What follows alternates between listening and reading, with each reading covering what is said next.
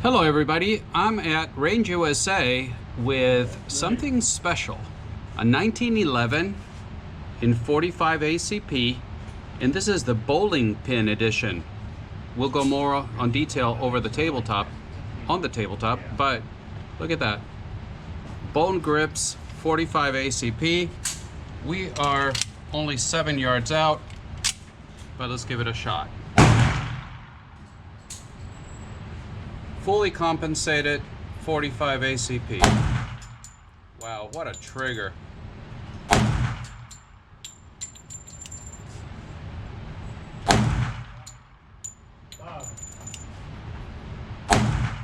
There's just the travel is non-existent. I didn't think I was in the shot. Flinch, total flinch.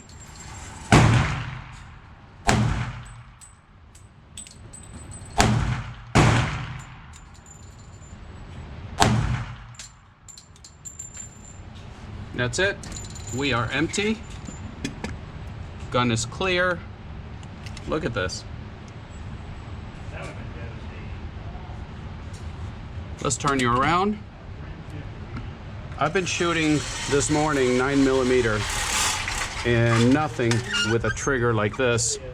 So it kind of surprised me with that one, but not bad. Look at this. All right, let's go take a look at it at the tabletop. Today we take a look at a Colt 1911 in 45 Auto. This one is a bit special because it's known as the Clark bowling pin model. It was originally manufactured by Colt and then customized by Jim Clark. The model is a Colt Mark IV Series 70 government model. This particular 1911 was made sometime in the 1980s, early 1980s.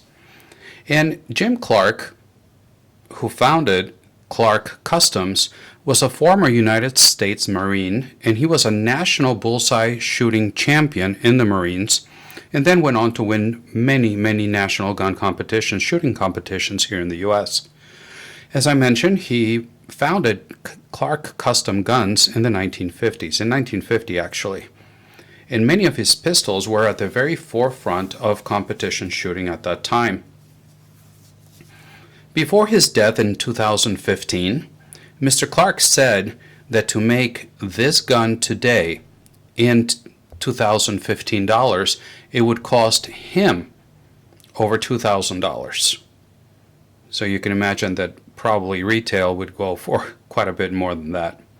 Now there's so many things about this gun that are pretty awesome, and I do have a list in front of me, so if it sounds like I'm reading, it's because I don't want to miss any details.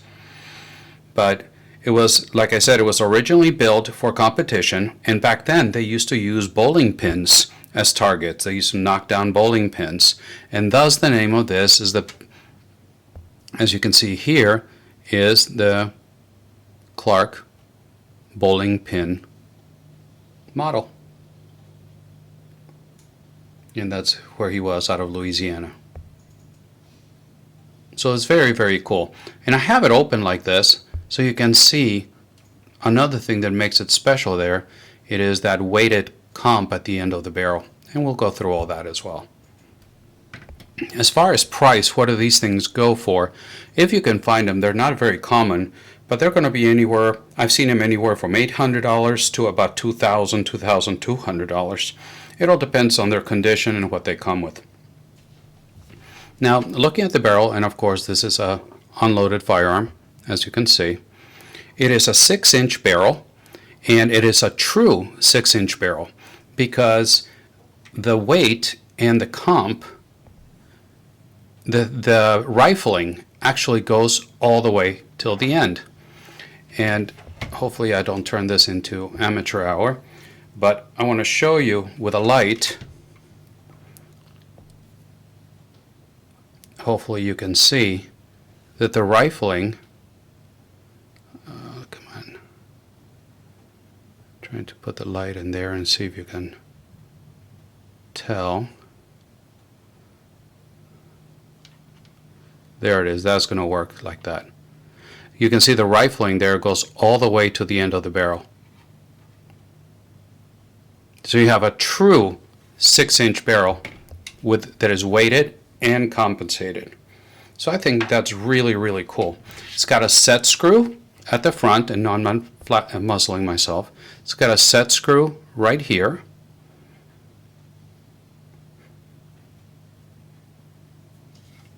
So just letting you watch it. Take a look at it. Now let me close the slide now that we took a look at the barrel. There you go. Colt Mark IV. And you can see, well, let me go down my list because otherwise I'm going to miss a lot of details. 6-inch Clark Customs barrel, so it's not a Colt barrel, it's a Clark Customs barrel, and it is hand fitted to this particular gun. Every single barrel that they made was hand fitted to the 1911 that they were working on. I already showed you the compensated weight at the front. Another thing that you'll see here is that it has a polished, ramped barrel. And we'll go at the end of the video, if you care to stick around, I'm going to go through the list of innovations that Clark Customs brought to firearms, and having a ramped barrel was one of them. They were the first ones to bring a ramped barrel to 1911s. So we'll go through that. All right. Let the focus catch up a little bit. We talked about the barrel. The slide, of course, is steel and blued. The rear serrations, just regular Colt serrations. Not too sharp, not too dull, just perfectly fine. The sights, the front sight is a Clark Custom sight. There you go. That is dovetailed in, so if you need to replace it for any reason, you can. Oh, actually, that's a pretty good angle. You can see the rifling in there as well. There you go. Then as we move to the back, it is a fully adjustable for windage and elevation. It's a Bomar sight, as you can see there. So high quality sights. Now here we get into more interesting things by Clark Customs. You can see the texture in the front of the grip. It is very sharp. See how close the camera will let me get so you can show you the texture. But it is raised little bumps. They're a little bit on the sharp side, and just tremendous texture in the front. And this is called the tiger tooth checkering. There you go. Tiger tooth checkering. Tremendous texture. In the back it only has, and the mainspring housing back here, it just has vertical lines. The grips are bone. Very nice bone grips. And as you can see, let me drop this hammer. We've got a mag release here that is not very big, but I think it was the correct size for the time. But it does have textures, very nice texture. Now, besides the comp and the things that I showed you here, you can see on the bottom of the dust cover, you can see how also this was added right here. Now in 1911s, oh, and you can see here, it's got a screw here, and I'm not sure what it's for, because, let me open this again. If you look in there, you can see right there that screw goes from here up, but I don't know what it does. So if you know, please let me know. With guns like this, there's so many people that follow them that I'm not going to say it's a cult following, but they're very knowledgeable people, and I'm not one of them. So I would love to learn from you. Any details you can give me on this pistol, that would be fantastic. Now getting back on track, one of the stars of the show is the trigger. And this trigger, it is incredible.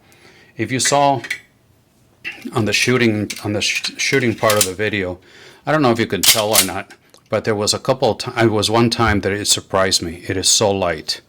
So the trigger It actually is a Carvel Arms Double Ace kit, and that's what it appears to be, a Carvel Arms Double Ace trigger kit, and it comes with an aluminum trigger shoe.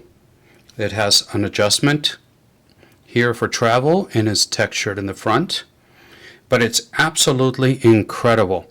On the trigger pull that we did, the test that I did here, and I'll show a picture right now, it was averaging 1 pound 19 ounces on a 5-pull average. 1 pound 19 ounces. It's absolutely incredible.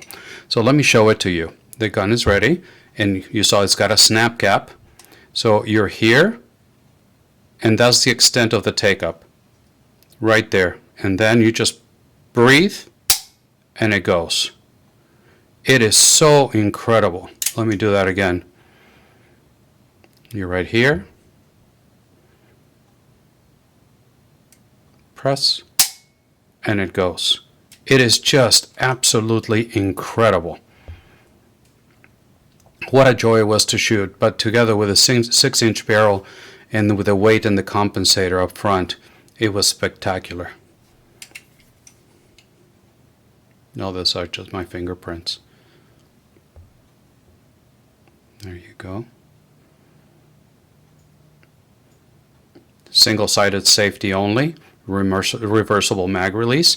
Another thing that they did here, besides the very nice beaver tail and the grip safety back here, was how they machined the beaver tail and the grip to just melt into each other here.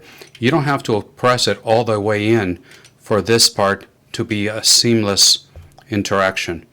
You depress it, and of course it all just melts in here and on the other side as well,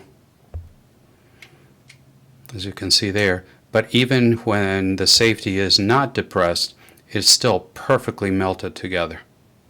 They did a great job on this. And as you can see by the difference in the materials, the way they shined, is the trigger shoe is aluminum, but you can also see that the safety, single-sided safety, not very wide, but single-sided safety, you can see it's also aluminum, how it shines, and you can also see the reflective characteristics of the hammer. It's got the spur, and it's got textured spur, so it's very easy to get a hold of it. So I probably left a lot of details out, but I just wanted to give you a look at this very special 1911, and if there's anything you want to share with me regarding information on this gun or any other gun that Mr. Clark made, I would really appreciate it. I didn't find many videos on YouTube on this. And now if you want to stick around, I'm going to give you some of a list of some of the innovations that Clark Customs has done as for the pistol world. In 1953, they had the first Ruger conversions for the Mark I pistol, custom conversions for the Mark I pistol. In 1955, they made their first ramped 1911 barrel. I mentioned that earlier. In the early 1960s, they came out with 6-inch long slide models for the 1911s. In 1979, they did machine checkering. In 1980, they came up with threaded cone-shaped compensators. 1985, they did the four-finger sear springs. Between 1979 and 1987, they developed the heavy barrel conversion for Ruger's 1022s. 1996, they introduced the radical dehorn job known as the meltdown. So for concealed carry guns or anybody that needed complete dehorning of the guns, apparently they were some of the first to come out with it. They also in 1997 developed the first barrel. It was known that it was called the Clark 460, and that's for the Roland 460 cartridge. In 2008, they had the conversion of the CC shotgun to the Clark double rifle. Then in 2016, the first clamp-on carbon fiber handguard system for the AR-15.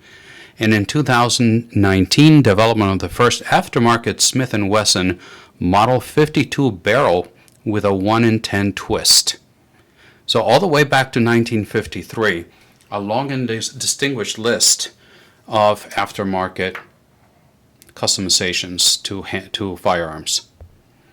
So I hope you found that interesting, and what a joy this was to shoot. So thank you very much for stopping by. Thank you for putting up with me with reading some of this material, but I wanted to make sure that I gave you the right info. I look forward to your comments because I want to learn more about this gun, about Mr. Clark, or anything else that he brought to the industry. David, once again, thank you for letting me borrow your gun. And please remember that I upload videos every Friday morning and when I can on Wednesday mornings as well. I'm active on Instagram, so if you want to give me a follow there, I would really appreciate it. And once again, until the next time, God bless.